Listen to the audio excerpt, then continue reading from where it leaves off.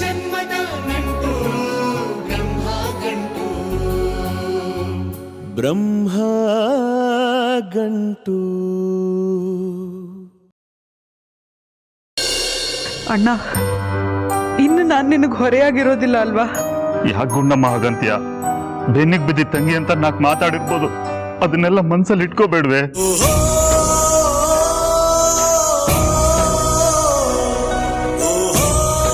ಅತ್ಗೆ, ಇನ್ಮೇಲೆ ನಿಮಗೆ ಕಾಟ ಕೊಡೋದಕ್ಕೆ ನಾನು ಇರೋದಿಲ್ಲ. ನಿನ್ನ ರೇಗೋಷ್ಟು ಬೇರೆ ಯಾರನ್ನ ರೇಗಿದ್ರು ನಂಗೆ ಸಮಾಧಾನ ಆಗಲ್ಲ ಕಣೆ. ಇನ್ಮೇಲೆ ನಾನು ಏನು ಮಾಡಲಿ? ಅಷ್ಟು ಸಿಟ್ಟು ಬಂದರೆ ನನ್ನ ಮನೆ ತನಕ ಬಂದ್ಬಿಟ್ಟು ನಂಗೆ ಬೈದ್ಬಿಟ್ಟು ಹೋಗ್ಬಿಡಿ, ಸರಿನಾ?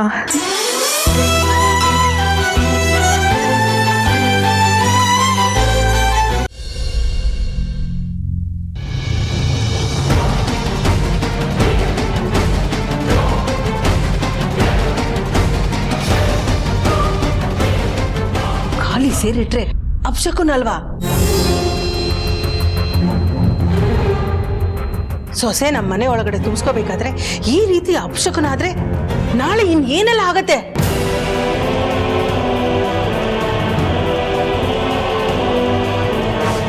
ಮೈ ಮೇಲೆ ಜ್ಞಾನ ಇರ್ಲಿ ಸುಮತಿ. ಸೇರ್ ಇಟ್ಕೊಂಡಿದ್ಯಾ?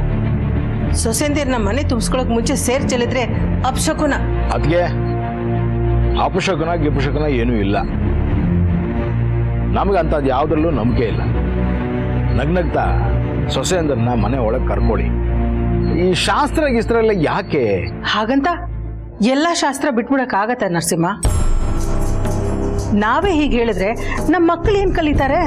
ಆಯ್ತಲ್ಲ, ಬರೀ ಮಾತು ಯಾಕೆ? ಈಗ ನನ್ನ ಮಗಳು ತನ್ನ ಗಂಡನ ಮನೇಲಿ ಅವನ ಮನೆ ದೇವ್ರನ್ನ ತನ್ನ ದೇವ್ರು ಅಂತ ಸ್ವೀಕರಿಸಿ ದೀಪ ಹಚ್ತಾ ಇರ್ತಾಳೆ. ದೇವ್ರಿಗೆ ದೀಪ ಹಚ್ಚಿ ನಮ್ಮ ಮನೆ ಸಂಸಾರ ಸುಖವಾಗಿರ್ಲಿ ಅಂತ ಬೇಡ್ಕೊಳ್ಳಿ. ಸ್ವಾಮಿ ವೆಂಕಟರಮಣ, ನಮ್ಮ ಅಕ್ಕನ ನೀನೇ ಕಾಪಾಡಬೇಕು. ಹೇಗೋ ಗೃಹ ಪ್ರವೇಶ ಅನ್ನೋದೊಂದು ಚೆನ್ನಾಗಾಯ್ತು. ಇನ್ಮೇಲಿಂದ ನೀನೇ ಅವಳನ್ನ ನೋಡ್ಕೊಬೇಕು.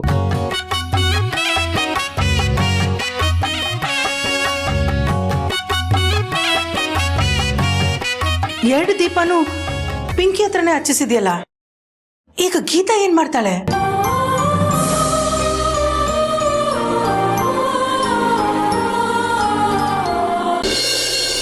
ಮಂಗಳ, ಇದೇ ಅಂಗಳದಲ್ಲಿ ಕಣೆ ನನ್ನ 3 ಮಕ್ಕಳು, ಪುಟ್ಟ ಮಕ್ಕಳು ಆಡಿ ಬೆಳೆದಿದ್ದು. ಆ ಗೀತಾ ಅಂತೂ 3 ಹೊತ್ತು ಅವ್ರ ಅಪ್ಪಂಗೆ ಜೋತ್ ಹಾಕೊಂಡಿರೋಳು. ಕೂತ್ರೆ ತೊಡೆ ಮೇಲೆ, ಎದ್ರೆ ಹೆಗಲ್ ಮೇಲೆ, ಮಲಗಿದ್ರೆ ಮಗ್ಳಲ್ಲಿ ಅಂತ 3 ಹೊತ್ತು ಅವ್ರಿಗೆ ಅಂಟ್ಕೊಂಡೇ ಇರ್ತಿದ್ಲು. ಈಗ ನೋಡು, ಎಲ್ಲ ಮಕ್ಕಳು ದೊಡ್ಡವರಾಗ್ಬಿಟ್ರು. ಗೀತಾ ಗಂಡನ ಮನೆಗೆ ಹೊಟ್ಟೋದ್ಲು. ರೆಕ್ಕೆ ಬಲಿತು, ಗೂಡ್ಬಿಟ್ಟು ಹಾರೋದ್ಲು. ಅತ್ತೆ, ಹೆಣ್ಮಕ್ಳು ಅಂದ್ರೆ ಹಾಗೆ ಅಲ್ವಾ? ಬೇರೆಯವ್ರ ಮನೆಗೆ ಹೋಗಿ ಅವ್ರ ಮನೆ ಬೆಳಗ್ಲೇಬೇಕಲ್ವಾ? ಈಗ ನಾನ್ ನೋಡಿ ಈ ಮನೆಗೆ ಬಂದು ದೀಪ ಹಚ್ಚಿ ಮನೆ ಬೆಳಗ್ತಾ ಇಲ್ವಾ? ನಾನೆಲ್ಲ ಇಲ್ಲ ಅಂದೆ, ಅದನ್ನ ನೀನ್ ಹೇಳ್ಬೇಕಾ? ಹೇಳ್ಕೊಂಡಿಲ್ಲ ಅಂದ್ರೆ ನಾನೇ ಮಾಡಿದ್ದು ಅಂತ ಹೇಗ್ ಗೊತ್ತಾಗತ್ತೆ ಹೇಳಿ? ಅಬ್ಬಬ್ಬಬ್ಬ, ಈ ಥರ ಕುಂಕುಮಾತ್ಗೇನು ಕಡಿಮೆ ಇಲ್ಲ ಕಣೆ. ಪಾಪ ನಮ್ಮನೆ ದೇವರು ವೆಂಕಟರಮಣ ಸ್ವಾಮಿ ನನ್ನ ಕೈಯಲ್ಲೂ ದೀಪ ಹಚ್ಚಿಸ್ಕೊಂಡ, ನಿನ್ ಕೈಯಲ್ಲೂ ದೀಪ ಹಚ್ಚಿಸ್ಕೊತಾ ಇದ್ದಾನೆ. ಅದು ಏನ್ ಪಾಪ ಮಾಡಿದ್ನೋ ಏನೋ. ಹೌದೌದು, ಇಷ್ಟು ಚುಚ್ಚು ಮಾತಾಡಿದ್ರು ನಾನು ಈ ಮನೆ ಹಿತ ಬಯಸ್ತಾ ಇದ್ದೀನಲ್ಲ, ಅದು ನನ್ ದೊಡ್ಡತನ. ಇದು ನಿಮ್ ವೆಂಕಟರಮಣಂಗ್ ಗೊತ್ತಿರುತ್ತೆ. ಎಲ್ಲಿ ಹೋದ್ರು ಸೊಸೆಯರ್ ಕರ್ಮ ಅನುಭವಿಸ್ಲೇಬೇಕಲ್ಲ. ನಿಮ್ ಮಗಳು ಬೇರೆಯವ್ರ ಮನೆಗೆ ಸೊಸೆಯಾಗಿ ಹೋಗಿದ್ದಾಳೆ, ಅದನ್ನ ಮರಿಬೇಡಿ ಅತ್ತೆ. ಗೊತ್ತು ಕಣೆ, ಅದಕ್ಕೆ ನನ್ನಂಥ ಅತ್ತೆನೇ ಆಗಿರ್ಲಿ ಅವಳ ಅತ್ತೆ ಅಂತ ದೇವ್ರ ಹತ್ರ ಕೇಳ್ಕೊತಾ ಇದ್ದೀನಿ. ಪಾಪ ಗೀತಾ ದಿನ ಕಷ್ಟದಲ್ಲಿ ಕೈ ತೊಳಿಬೇಕು, ಅವ್ರ ಅತ್ತೆ ಕೈಲಿ ಚುಚ್ಚು ಮಾತು ಕೇಳ್ತಾನೆ ಇರ್ಬೇಕು. ನಾನೇನೇ ಮಾಡಿದೆ ನಿಂಗಂಥದ್ದು? ಮಗಳಿಗಿಂತ ಚೆನ್ನಾಗಿ ನೋಡ್ಕೊಂಡಿದ್ದೀನಲ್ಲೇ. ಹೋಗೋಗು, ಕೆಲಸ ನೋಡ್ಕೊ. ಸೀನಾ ಬರೋ ಹೊತ್ತಾಯ್ತು, ಅಡುಗೆ ಮಾಡಿ ಹಾಕು. ಓಹೋ, ನೀವು ಹೇಳಿಲ್ಲ ಅಂದ್ರೆ ನಾನು ಅಡುಗೆ ಮಾಡಲ್ವಾ? ದಿನ ಬೇಸಾಕೊಳ್ಳಿ ನಾನು, ಅದ್ರಲ್ಲಿ ಇದು ಬೇರೆ ಇವ್ರದ್ದು. ಅಬ್ಬಬ್ಬಬ್ಬಬ್ಬ, ಇಷ್ಟು ಮಾತಾಡಿದ್ರೆ ಅಪ್ಪಿ ತಪ್ಪಿ ನಾನು ಇಷ್ಟುದ್ದ ಮಾತಾಡ್ತಾಳೆ. ಆ ನಾಲ್ಗನಿಗೆ ಯಾವ ಚರ್ಮದಿಂದ ಮಾಡಿದ್ದ ಏನೋ. ರೇವತಿಯವರೇ ನಮಸ್ಕಾರಮ್ಮ. ಬನ್ನಿ ಬನ್ನಿ ಅನುಪಮ ಅವರೇ, ನನ್ನ ಸೊಸೆ ತುಂಬಾ ಚೆನ್ನಾಗಿದ್ದಾರೆ. ಸುಮತಿ ಅವ್ರ ಸೊಸೆ.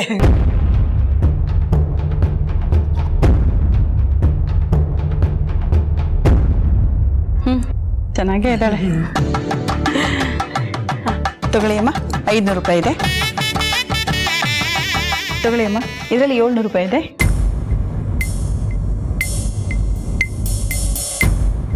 ಇದೇನು ಅನುಪಮ ಅವರೇ, ನನ್ನ ಸೊಸೆಗೆ 500 ಕೊಟ್ಟಿದ್ದೀರಾ, ಸುಮತಿ ಸೊಸೆಗೆ 700 ಕೊಟ್ಟಿದ್ದೀರಾ? ನಿಮ್ಮ ಸೊಸೆಗೆ ಕಡಿಮೆ ಬಟ್ಟೆ ಆದ್ರೆ ಸಾಕು, ಅವ್ರ ಸೊಸೆಗೆ ಜಾಸ್ತಿ ಬಟ್ಟೆ ಬೇಕಲ್ಲ.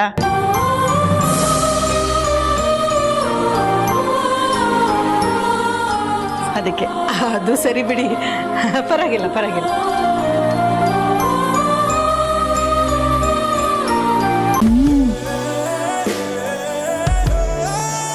ಏನಿಬ್ರು ಗುಸುಗುಸು ಅಂತ ಇದ್ದೀರಾ? ಇಬ್ರು ಸೊಸೆಂದ್ರು ಸೇರಿ ಅತ್ತೆಂದಿರ ಮೇಲೆ ಮಸೀತಿದ್ದೀರಾ? ಇಲ್ಲ ಅಮ್ಮ, ಪಿಂಕಿ ಏನೇನೋ ಹೇಳ್ತಾ ಇದ್ಲು. ಏನಿಲ್ಲ ಅತ್ತೆ, ಗೀತಾ ಏನು ಗೊತ್ತಿಲ್ಲ ಅಂದ್ಲು, ಅದಕ್ಕೆ ಹೇಳ್ಕೊಡ್ತಿದ್ದೆ. ಅಯ್ಯೋ, ಅದರಲ್ಲಿ ಕಲಿಯುವಂಥದ್ದು ಏನಿದೆ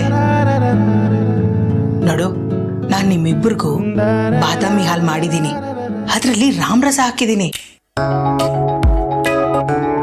ಅದು ಕುಡಿದ್ಮೇಲೆ ಎಲ್ಲ ತಾನಾಗಿ ಆಗತ್ತೆ. ಪ್ರಣತಿ ಕೈಯಲ್ಲಿ ಕೊಟ್ಟು ಕಳಿಸ್ತೀನಿ, ಅದು ನೀವಿಬ್ರು ಕುಡಿದ್ಬಿಟ್ಟು ರೂಮ್ಗೆ ಹೋಗಿ.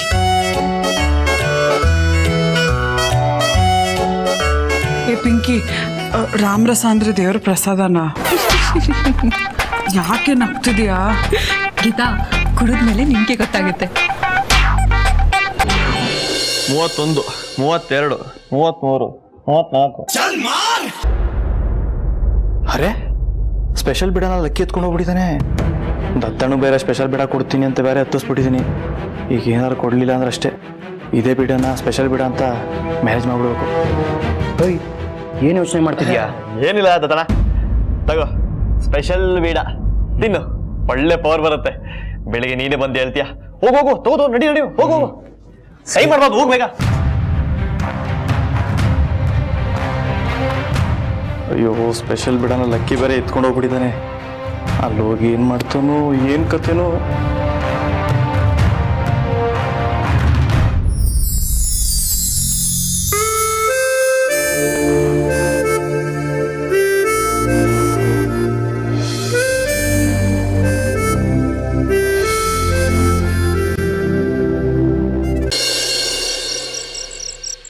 ಹಾಲು ತಗೊಳ್ಳಿ.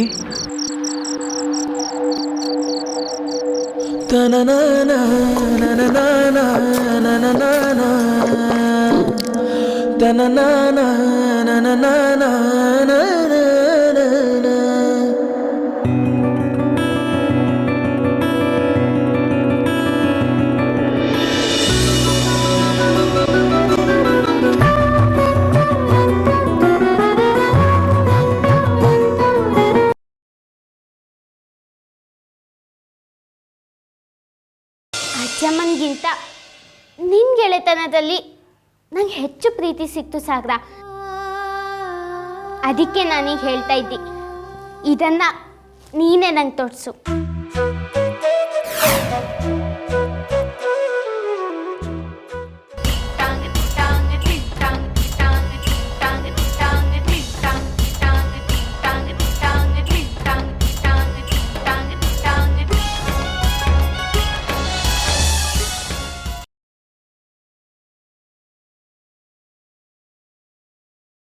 ಗಂಡನ್ ಮಾತು ನಡೆಸ್ಕೊಡ್ಲಿಲ್ಲ ಅಂದ್ರೆ ಗಂಡ ನೊಂದ್ಕೊಳಲ್ವಾ?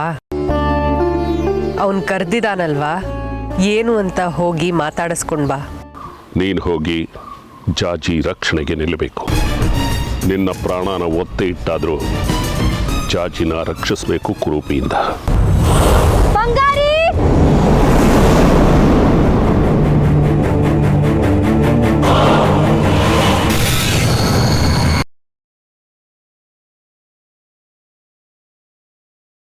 ಆ ಡ್ರಾಮಾದಲ್ಲಿ ಯಾರೋ ಒಬ್ಬ ಹೀರೋ ಕ್ಯಾರೆಕ್ಟರ್ ಮಾಡೋನು ತುಂಬ ಕ್ಲೋಸ್ ಫ್ರೆಂಡ್ ಅಂತ ಹೇಳ್ತಿದ್ಲು. ಆ ಹುಡುಗನ ಹೆಸರು ವಿನಾಯಕ್. ಪ್ರತಿಭಾ ಎಲ್ಲೋದ್ಲು, ಇನ್ನೂ ಬಂದಿಲ್ವಲ್ಲ? ಪ್ರಶಾಂತ್, ಆಗ್ಲಿಂದ ಅವಳಿಗೆ ಫೋನ್ ಮಾಡು ಅಂತ ಹೇಳ್ತಾ ಇದ್ದೀನಿ, ನೀನು ನನ್ನ ಮಾತು ಕೇಳಲ್ವಲ್ಲೋ? ಏನಿದು, ಇಷ್ಟೊಂದು ಹೆಣ್ಮಕ್ಳು ಒಟ್ಟಿಗೆ ದೀಪ ಇಟ್ಕೊಂಡು ಹೋಗ್ತಿದಾರಲ್ಲ? ಪ್ರತಿಭಾ ಇಲ್ಲ ಎಲ್ಲಿ ಅಂದ್ರೆ ಮನೇಲಿಲ್ವಾ? ಅಯ್ಯೋ, ಇವತ್ತು ಭೀಮನ ಅಮಾವಾಸ್ಯೆ ಅಂತ ನೆನಪೇ ಇರಲಿಲ್ಲ. ಎಂತ ಎಡ್ವರ್ಟ್ ಆಗ್ಬಿಡ್ತು.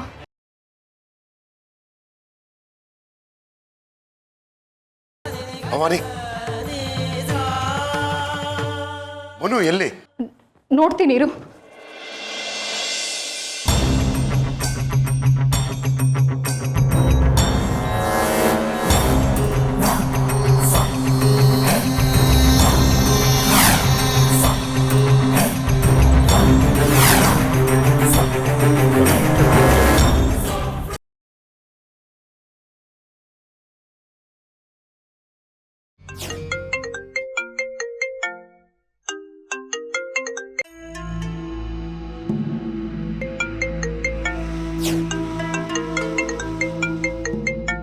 ಯೋಗಿ ನನ್ನ ಮಗನೇ ಎಲ್ಲಿದ್ದೀಯಾ?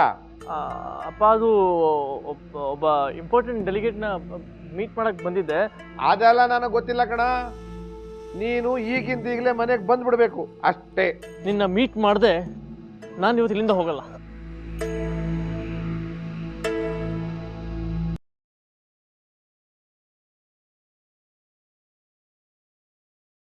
ಎಲ್ಲಿ ಗಂಡು ಹೆಣ್ಣು ಬದಲಾಯಿಸ್ಕೊಂಡು ಉಂಗ್ರನೇ ಕಾಣ್ತಾ ಇಲ್ವಲ್ಲ ಸಾಹೇಬ್ರೆ?